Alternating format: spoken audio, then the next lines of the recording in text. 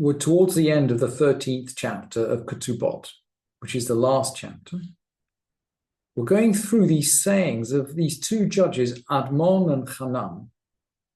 We're not sure whether they're the judges of decrees, Dayanei Gezerot, or judges of theft, Dayanei Gezelot. Our manuscript had theft, actually, Gezelot, but most printed editions have Gezerot. And actually, what becomes clear is that Admon in particular is really interested in the documentation of debt and in the documentation of disputed debt. So there is a tangential connection with Ketubot.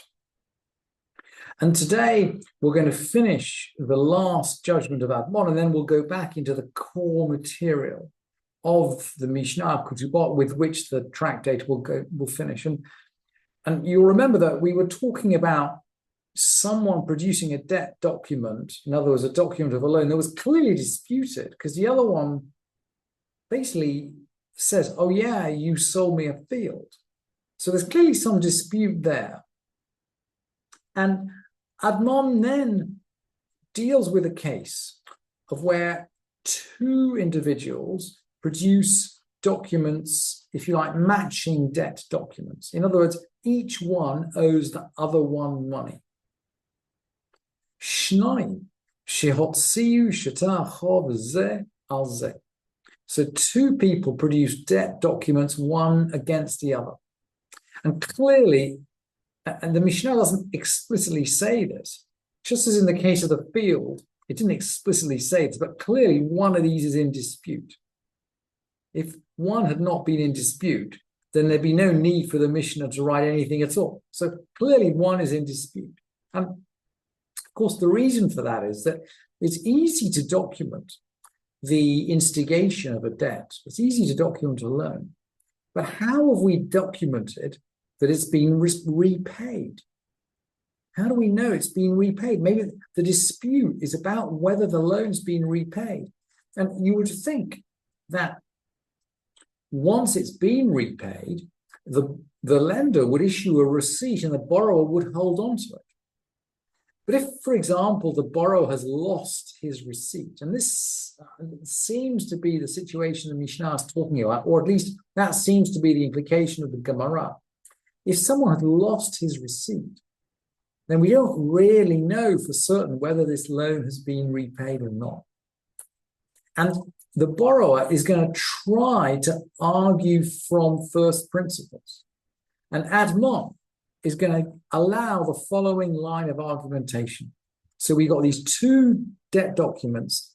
A owes B and B owes A, but B claims he repaid.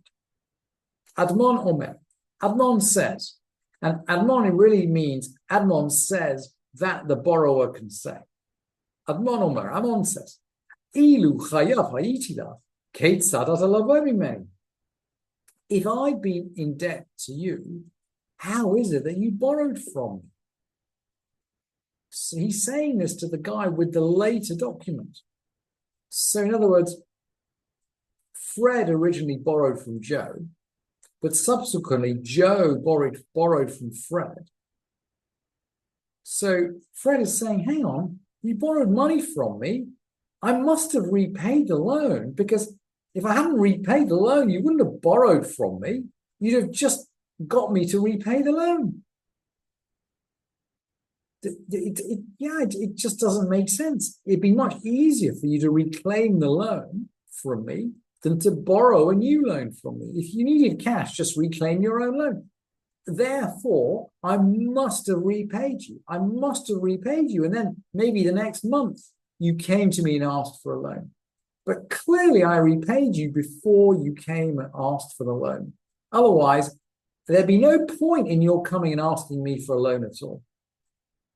Therefore, this loan must have been repaid, even though I can't produce the receipt.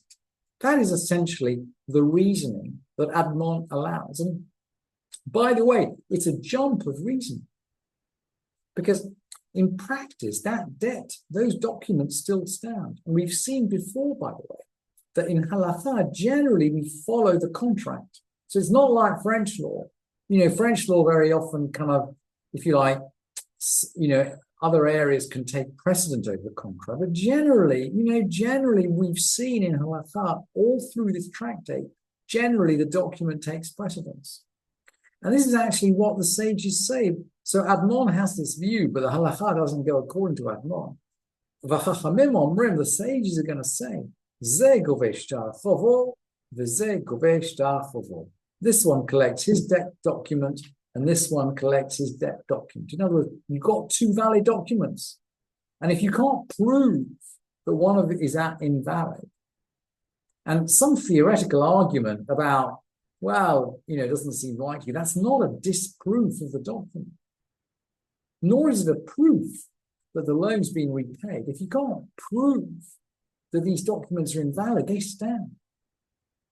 So the sages don't follow Admon. And we've seen, by the way, throughout the tractate that sometimes the halakha goes with Admon and sometimes it doesn't. And it's interesting that all 7 of his opinions are recorded, even though not all are accepted, but they're all recorded. And we've seen many times that minority opinions are recorded in the Mishnah in case they should be needed at a later time. And it's a real, given the polarity, the division in politics today, it's really inspirational that the Mishnah makes certain to record the opinion which is not accepted, even though it's the minority opinion. Now, with the 7th opinion of Admon, the Mishnah now turns, and these are the closing words of the Mishnah, the closing words of the tractate. The Mishnah now closes to a question of geography. We're going to look at the geography of marriage. And this is the first time, by the way, we looked at geography. Generally, right the way through, we looked a lot about obligations and maintenance. We looked a lot about finance. We've set different amounts for different kinds of brides. This is the first time, actually, we talked about geography. Shalosh aratzot la nisuin. There are 3 countries in respect of marriage. 3 countries. Judah, ve'Ever HaYarden, ve'Galil. So Judea, so that would be the area around, say, Jerusalem, a little bit south and north. Ever HaYarden, so this is the other side of the Jordan, interestingly. Ve'Galil, and the Galilee. So what they all do with the area of Yavne and kind of the valley, I'm not sure. Maybe that's included in Yehuda and Judah. Why is that important? Because a person can't transport his wife from country to country. This Mishnah is only directed at men. So the question is, can a man force his wife to move house? Now, obviously, he can't physically force her. But the implication, if he asks her to move and she won't, if he has a right to ask her to move, the implication is that she can be divorced without a ketubah if she doesn't agree. Whereas if he has no right to ask her to move, she can stay still and she doesn't run any risk of being divorced, or at least being divorced without a ketubah. So the Mishnah is going to be very interested in this. Ein motz'in me'ir la'ir. One can't take out from one town to the other. Velo mikrach lechrach, and not from a city to another. But aval b'otah aretz, in the same land, i.e. within Judea, Transjordan, or Galil, i.e. within Judea, if you live in Judea, or within Transjordan, if you live in Transjordan, or within the Galil. Aval b'otah aretz, in the same land, motzi'in me'ir la'ir, u'mikrach lekrach. So within the same country, he is allowed to move. He can take out with him from one town to another town, or from a city to another city. So it seems as though the husband has got the right to make certain demands on the wife to move house. Certain demands, but limited.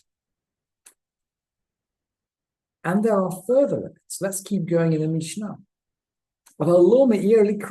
Not from a town to a city.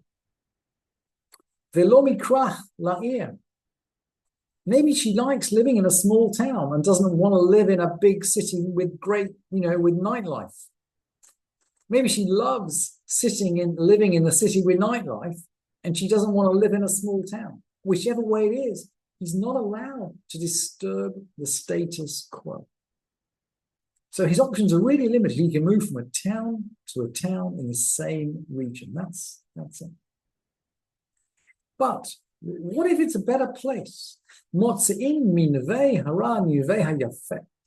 can take out or from a bad nevei hara, some bad dwelling, some unpleasant dwelling. One can take out from a bad to a beautiful dwelling. But not from a beautiful to a bad dwelling. So you can upgrade your wife's house. You can't downgrade it. You don't have the right to do that. Rabban Shimon ben Gamliel is going to disagree. Rabban Shimon ben Gamliel omer, af lo minvei hara minvei hayafeh, not even from a bad dwelling to a beautiful dwelling. Shehanvei hayafeh bodek, because the beautiful dwelling is a test. Very, very cryptic comment. The beautiful dwelling is a test. There's something about a beautiful dwelling that might be quite unpleasant for a wife.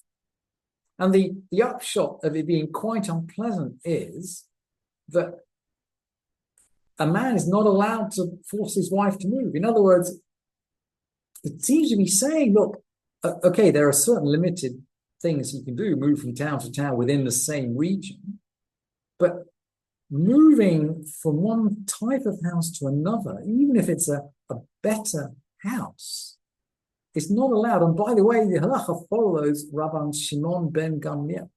Halacha follows. But it's very puzzling halacha. And the Rambam, Maimonides explains it. And the Bartanura quotes Maimonides more or less verbatim. So I thought we just have a look at the Bartanura, but just please bear in mind, he's basically reading you Maimonides. So the Mishnah says, the beautiful dwelling is a test. Of course, we might think it's a psychological test. Maybe, living in a beautiful dwelling has all kinds of expectations. Maybe you have to dress differently, behave differently. Maybe the neighbors are different. There might be all kinds of reasons why you don't want to move from your happy old neighborhood in wherever you're living to some beautiful suburb where everybody drives a Cadillac and dresses in high heels. So there might be reasons why you don't want to do that. But actually, Maimonides, and remember, he's a doctor, but he's a psychologically aware doctor, is going to give a completely different explanation. Because